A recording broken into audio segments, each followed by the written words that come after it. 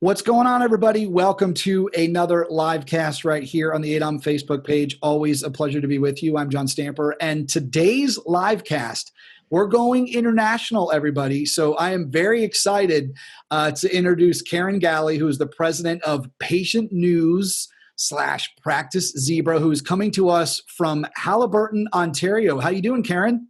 I am doing great, John. How are you today? I'm wonderful. So cool to have an international guest on today to share some exciting news about your company. And the title of the live cast today, everybody, Small Changes, Big Impact. And so we got a lot of information that Karen's going to share. She's going to get right into her presentation, and kind of right at the onset, she's also going to let you know a little bit about her awesome company and the great work that they're doing for office managers and practices all over the dental profession. And then I will come on back at the end of her presentation. As always, any questions that you have for Karen, be sure to put them in the comments thread and we will be sure to ask. So Karen, the floor is yours. Excellent. Thanks for that introduction, John. And hopefully everyone can see my screen. That's a thumbs up from you, John.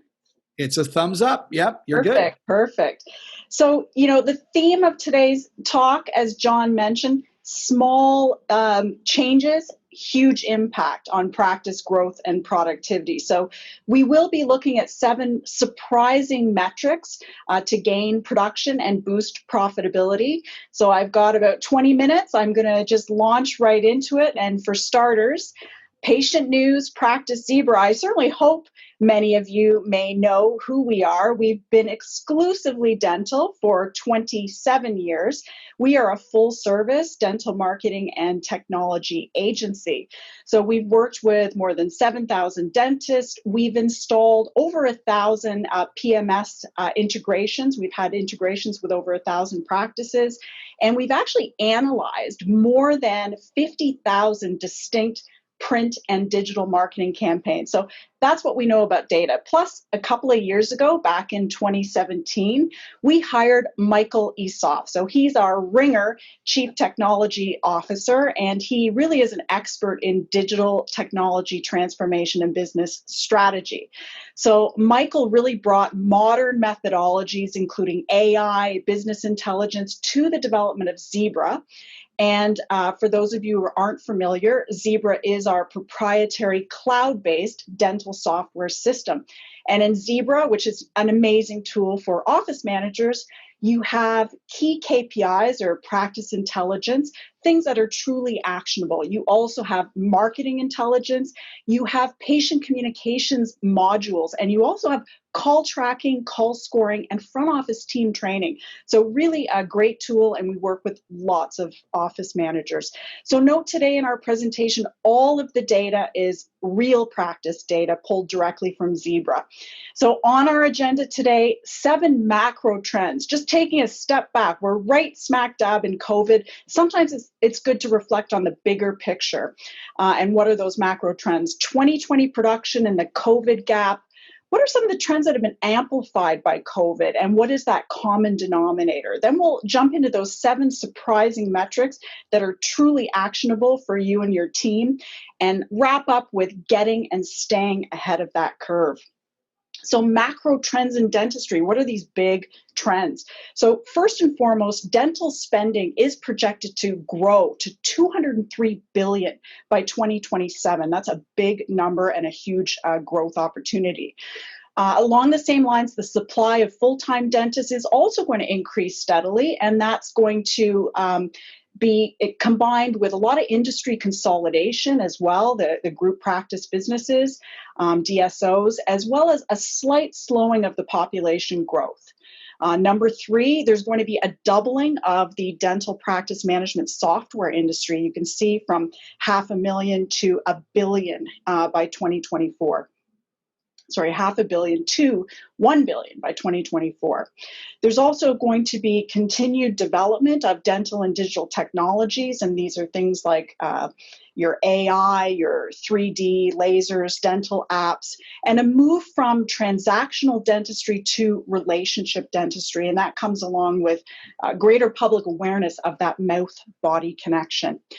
Increased patient financing options and flexibility, more in-house and third-party dental savings and membership plans, and finally, an emphasis on cross-channel promotion. So patient engagement, reviews, all of that good stuff. So these are some big trends that are happening.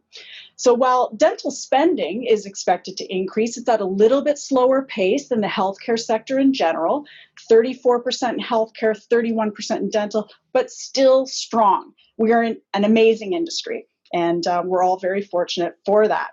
Dental school grads are also trending upwards right through 2022. Beyond that, there's a lot more assumptions. It'll really be interesting to see where enrollment goes as tuitions increase and there's other barriers to entry. So with more grads comes a little bit more competition, increased number of dentists per 100,000. It could be exacerbated even a little bit more through COVID, as there could be some fewer outflows or retiring dentists. So perhaps a little bit more increased competitiveness in the short term. But again, this is all macro supply and demand. What's happening now? That's what we're all concerned about, a production in that short to midterm. So there's still a lot of uncertainty and a lot of varying assumptions. Regionality certainly is going to play a factor in it. But we're still dealing with that pandemic trajectory, managing those risk-averse patients, regionally, some PPE and staffing issues, longer appointments having an impact on capacity, economic uncertainties, etc. There's definitely been an interruption in new patient flow through closures, and that will have a future forward impact. What we're seeing right now in Practice Zebra as well, a 10% fewer active patients scheduled compared to this time back in September of 2019. So this actually may be even a little optimistic. As a marketing company, our clients are very marketing focused, marketing centric, patient centric. So again, this may be a little bit better than what the industry average is. So the good news though is we're back. We survived, and many will thrive, and you can definitely be one of those many with your team too. You probably are already if you're here today watching, because dentistry truly is resilient. And here's a little bit more information, kind of exemplifying that resilience. Healthcare is actually going to recover a lot faster than many other industries. So compared to things like arts, entertainment, food services, accommodation, they're looking at a really protracted recovery as late as 2024, 2025.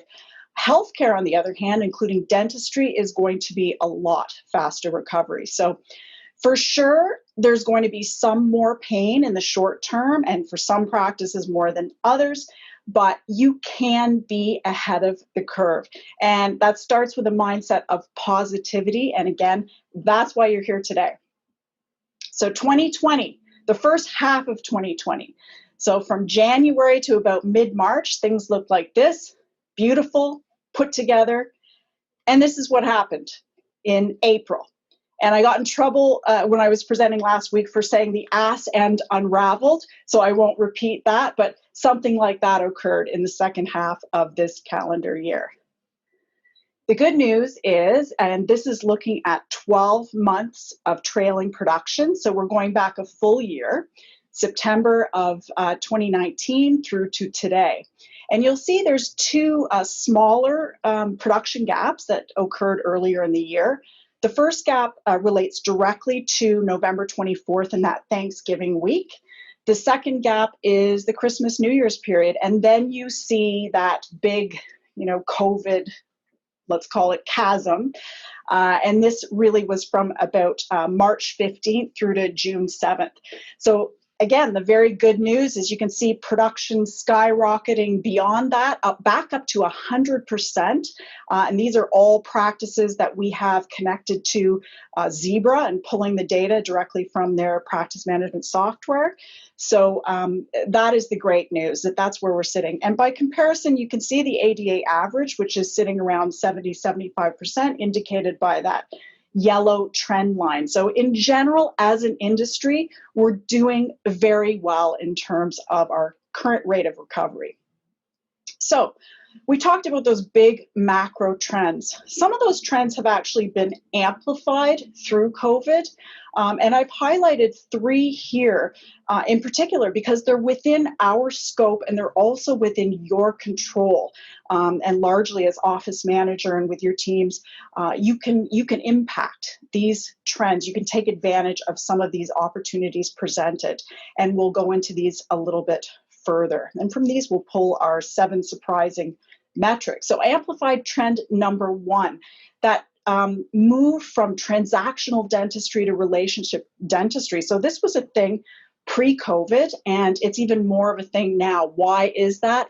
Obviously, we have a really renewed and laser focus on health and wellness. And, along with that comes the increased awareness of the mouth-body connection. And I like to express this by saying you can't fight COVID if you're fighting gum disease and any associated illnesses. So people are really getting that message, which is fantastic. Also, we're living in an age of misinformation. It's really getting harder to figure out what's real, and this is leading to some increased consumer skepticism.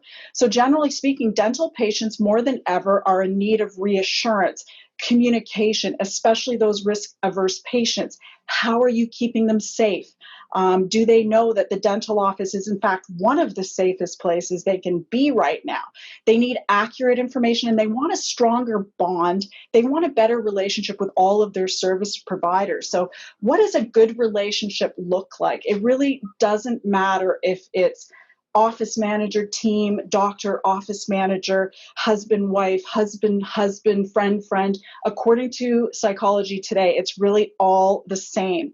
It's built on trust, honesty, communication, transparency, respect, and very thankfully, humor. I love this photo because it represents a great relationship. It's kind of funny, and this is probably an easier relationship to manage than some of the others we manage in our lives. So, amplified trend number 2, in-house membership plans. So pre-COVID, dental membership plans or dental savings plans were really taking off, both in-house and third-party provider. Many dentists looking for more control and to move away from that insurance-based model. But why has that been amplified through COVID? And there's some obvious answers here. The economic uncertainty. There's been reduced employer benefits with employers struggling through COVID and looking for cost reduction strategies, increased rates of unemployment, additional reduction in insurance reimbursements. And that was predicted, but I believe there's been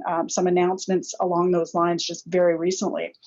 And also an increased awareness of the higher value of dental membership plan patients. So the cost of dental treatment, as you know, is an often cited patient objection, or rather this could be a perceived cost value, a lack of perceived cost value.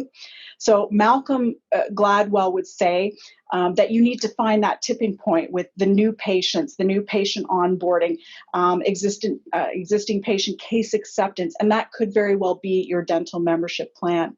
So the third and final amplified trend, cross-channel marketing. And why is this more of a thing? So simply put, it is a more complex patient journey, and especially in the current scenario, patients require a lot more touch points to build that trust and to manage that relationship moving forward. Beyond this, there's a lot better channel attribution and ROI analysis available now. Things like address matching, phone number matching, the PMS integration that ties your marketing campaigns directly to this patient spend. And I also have to talk about mail, which is the next bullet point here. And the reason I'm talking about mail is because we are a marketing and technology company and we're full suite, full service. But transactional mail is in secular decline. We're not getting our bills anymore in the mail, but what we are getting is information, quality information, and promotion, and also new patients finally rely on reviews, especially the most recent ones. So for quite some time, traditional media really reigned supreme, and this was before that digital revolution when it came to marketing. So earlier, businesses, jumped on the digital bandwagon and individual channels, and they really put all their energies and resources sometimes into a single channel. And invariably, they were a bit disillusioned or upset or concerned with the results. That's no longer the case. Cross-channel marketing is really where it's at. So with all of these amplified trends, what is the common denominator? And the common denominator really is the patient, the modern patient journey and that experience. And as an office manager, as a business, you have an opportunity at every touch point along that patient journey to strengthen the relationship that you have with those patients and to boost production. You have an opportunity to promote and boost production. And it starts with practice awareness, how you're known to those patients in the community, patient research, and how they find you and perceive you online. The all-important buying decision, the effectiveness of your first impression, that largely happens with your front office team, the patient lifetime experience and how that can be optimized, and then finally, the patient advocacy and how it can be leveraged. So you can see that central to this patient journey, right there in the core, is good data for information. So far we looked at those macro trends, we looked at the current state, we looked at the impact of COVID on practice production and then amplified trends. We found that common denominator, the patient experience. So how can you and your dental team use this information to make really good business decisions and outperform? Because your practice can be ahead of the curve, and many of ours are. So the answer really is actionable insights. So now we're going to look at 7 metrics. Some you may be familiar with, but definitely with a fresh perspective. And I'm not going to go through this chart in its entirety at all because we'll be touching on these, but down the left-hand side are some metrics you're more familiar with that you likely are using all the time: the new patient flow, the average patient value, who your high value patients are, et cetera, et cetera. On the right-hand side, there's some things that are a little bit more insightful, a little less intuitive, but definitely actionable. So let's go through a couple of these now. So number 1, your new patients versus your net new patients. So we have practice A and practice B. They both have a super healthy flow of new patients. So practice A has 848 new patients, practice B 722. The difference is in the patients that they've lost, that have dropped off their schedule. And you can see practice A lost more than they gained, for ultimately a net patient loss of 173. And practice B lost fewer patients, resulting in a net gain of 468. So on the surface, these two practices look like they're trending positively in terms of their new patient flow. But come January 1st, 2021, unfortunately, practice A is not well positioned moving into next calendar year versus practice B, which is really poised for growth. So the first form of prevention is always awareness. If you and your team are regularly visiting and reviewing this data, it becomes part of your collective consciousness, and then it becomes actionable. This is what some of our prospects and clients look like when they first see this metric, and we've got a challenge with that. The good news is every problem has a solution. And again, these items are super actionable. So next metric, average patient value versus new patient value.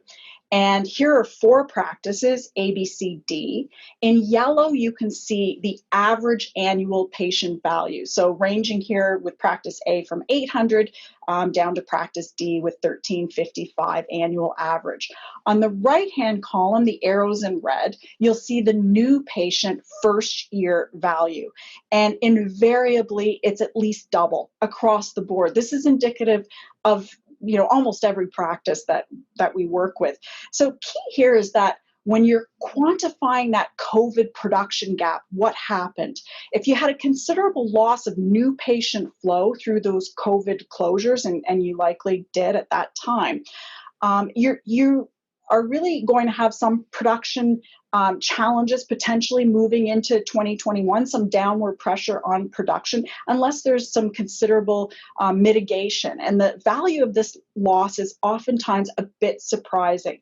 Again, there's lots you can do today. So sharing this metric with your team so they better understand the value of new patients, that'll help a lot, and they'll help you.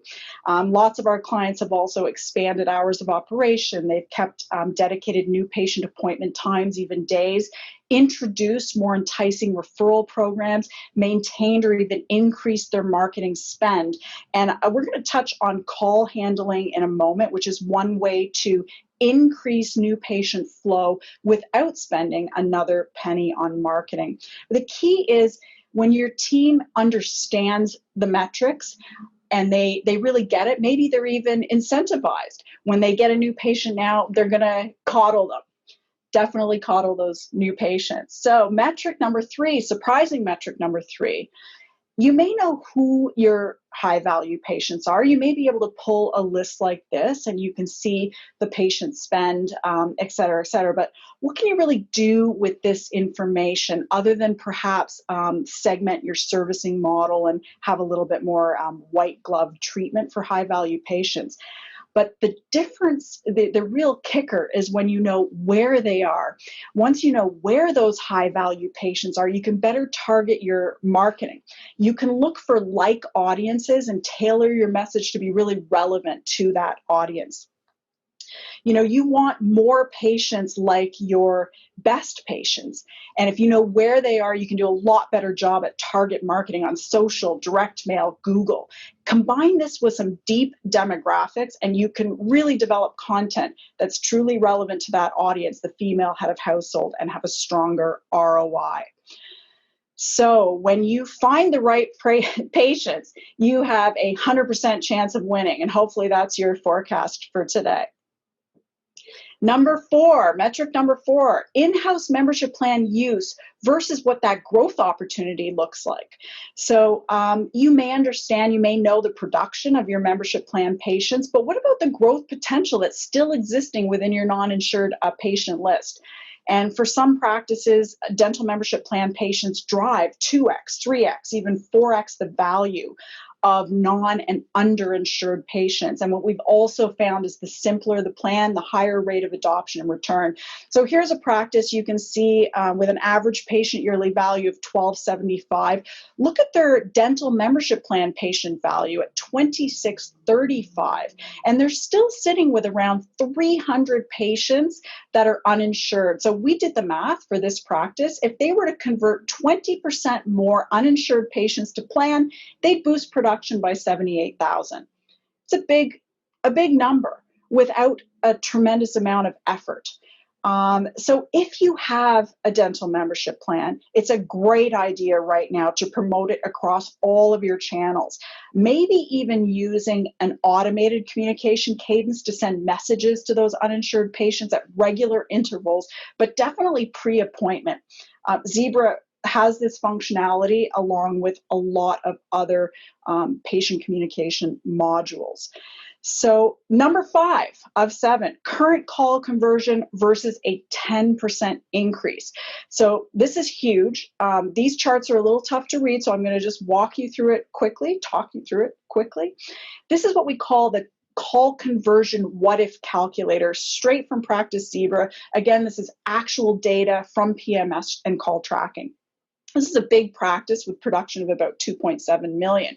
So the chart at the top is what's happening now, and the chart below is what if at a 10% improvement. So the yellow arrow indicates their current live call answer rate, and the red arrow is their current call conversion rate. So this practice is a little bit below industry average call answer rate at 55%, and you can see the industry average right beside it, but just above the industry average conversion rate, and you can see that as well, 64%. So the key is what happens when they increase these metrics by just 10% down below. And you can see where that red arrow is in the bottom chart. They've increased their call answer rate from 55 to 65 and their call conversion from 64 point to 74. Look at the increased production, 800,000 in increased production based on this practice's own new patient first year value. Again, these aren't averages. This isn't information that we're pulling from any other data source. It's right from their practice management system. So answering a few more calls, a little bit more training with the front desk team, and this is the type of result you can get without spending another penny on marketing. It's extremely valuable. So when your team is privy to this data and they understand the goals and maybe they're even incentivized, this is how they're going to feel when they convert another new patient call. They're going to be excited. So metric number 6, percentage of patients scheduled versus top performing offices. So here again, you have practice A and you have practice B. Practice A with 1,202 active patients and an average patient yearly value of 642. So that's very near the ADA average. Practice B, a larger patient base at 3,669 and an average rate of $703. But look at their scheduled percentage. Practice A has 22% of their active patients scheduled for a visit. Practice B has 89% of their patients scheduled. And again, real data, this proves that it is possible. Practice B worked with us through COVID to really message patients with that reassurance that they needed. What are they doing in terms of their protocols, sanitization, the importance of the mouth-body connection, especially during this time of high infection rates. So the top 10% of performing practices are currently scheduled at 70%. So practice A has some work to do, but never fail. There's always tools that you can use to really impact very quickly. So look to some supports and you can really make an impact there. So this is how some of our clients feel when they beat that top 10%. Woohoo! It's not quite Friday yet. We're a day away, but getting there. And finally, metric 7 of 7, active patients versus danger patients. What the heck is a danger patient? A danger patient has not been in for 9 months. They're potentially at risk of leaving or attriting. So here we have two practices, A and B. Practice A has 26% of their patients that are in danger. That's actually around the average of 27%. But look at practice B, they're in double danger at 54%. That shows that half of their patients aren't currently connected with the practice. So this is a challenge, but again, every challenge has a solution. You can isolate those danger patients. You can click to see your danger patients, and you can message them and get them reactivating in the practice with lots of great tools. So here's a practice that's kicking it out of the ballpark, hitting out of the ballpark at 12% danger patient. Are we playing soccer or baseball? So when you lower that danger threshold and you catch those patients before they fall off, this is how you and your team feel when they understand the metrics. So how much added production is just sitting in these metrics, even without spending any money on marketing? This is what we were talking about earlier, small change, big impact. If you could improve by just 10%, and there's lots of other areas you can consider too, case acceptance is another huge one, and we haven't even factored it in here, but this is taking the average size practice with a 10% improvement in these various areas, and it leads to $300,000 in additional production. So big deal. And just in wrapping up, how do you get and stay ahead of that curve? Well, we've talked about the fact that right now patients do need to know what you're doing to keep them safe and how they can maintain a healthy mouth. They need to hear from you a lot. So I'd say focus on that patient communication plan. Really engage your team for support. Our top production practices share their data and metrics. They set realistic goals for improvement and look at those key metrics regularly, quantify those opportunities. Think about these what if scenarios and find where in your practice a small change can have the biggest impact on practice production. And finally, be positive. We're here now and we've done amazing things, from being completely closed to regaining production at close to 100%, hopefully for many of you. And while there's some more pain and some more hurdles to surmount, we can all get there, and we will in 2021, because COVID will die.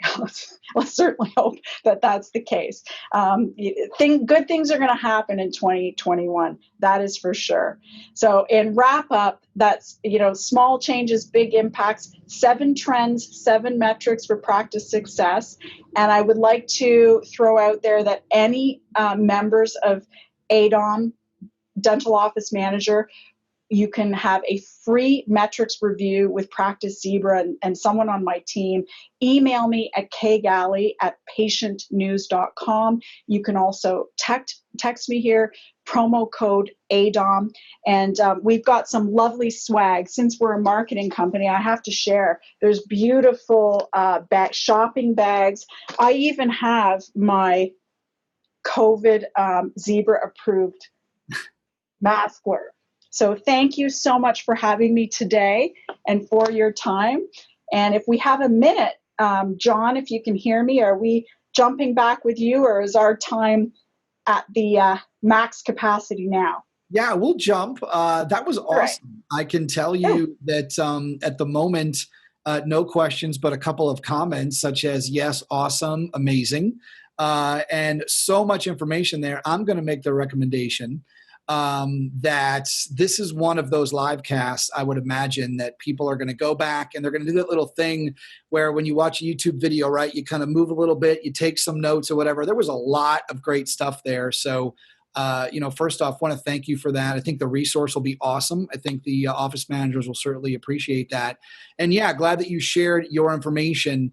I know that the ADOM team went ahead also and just put right in the comment section the link that can take them right to that free metrics review for people to get started. And again, I'm going to make that final recommendation. Share this out with a lot of your other colleagues. So much great information that Karen shared, and really appreciate this with what I think has been our first international live cast in 2020. So, well, I have to say, John, that 90% of our clients are U.S. based. Yes. And I've also got a place in Manhattan. I haven't been there as much very recently with, what's happening there, but things are improving, thank goodness.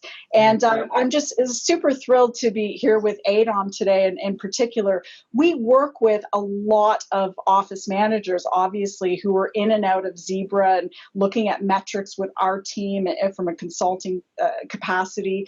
And of course, on the marketing side and executing on patient communications and different things. So we love our office managers, and I really admire them. I mean, the stress and pressure that the office managers have been under, never mind the dentist owner and everything else. They've got so many stakeholders. They're managing through a doctor office manager relationship, the patient relationship and communications, their team, and getting the best production and performance. And there's a lot of pressure points there. And anyway, kudos to all of the office managers, because they are fabulous, and it must be also a very rewarding career too. So happy to be a part of this today. And I appreciate also that ADOM let me switch things up with the presentation, because this was new information that really came to light, and I wanted to add that value and share that back with the ADOM membership. So thank you so much for that to Trish and everyone that I've been dealing with, Isabel and yourself, John, at ADOM. Yeah, it was awesome. And again, I think, like I said, lots of nuggets in there. And that's typically what's been great, about the ADOM Nation is they really, really appreciate, they dig into the business aspect of any of this. And I think like one of the great things that you shared today certainly was, not just high level marketing ideas and so on and so forth and tips, which were there, but real life examples of how that can make a difference. So Karen, thank you so much. Hopefully, as I've been sharing everybody that we do these live casts with, that we see you at a meeting soon in person, and we can get back to people networking and so on and so forth. So thanks again for your time, and best of luck. Thank you so much, John. And Great. Thanks, everyone.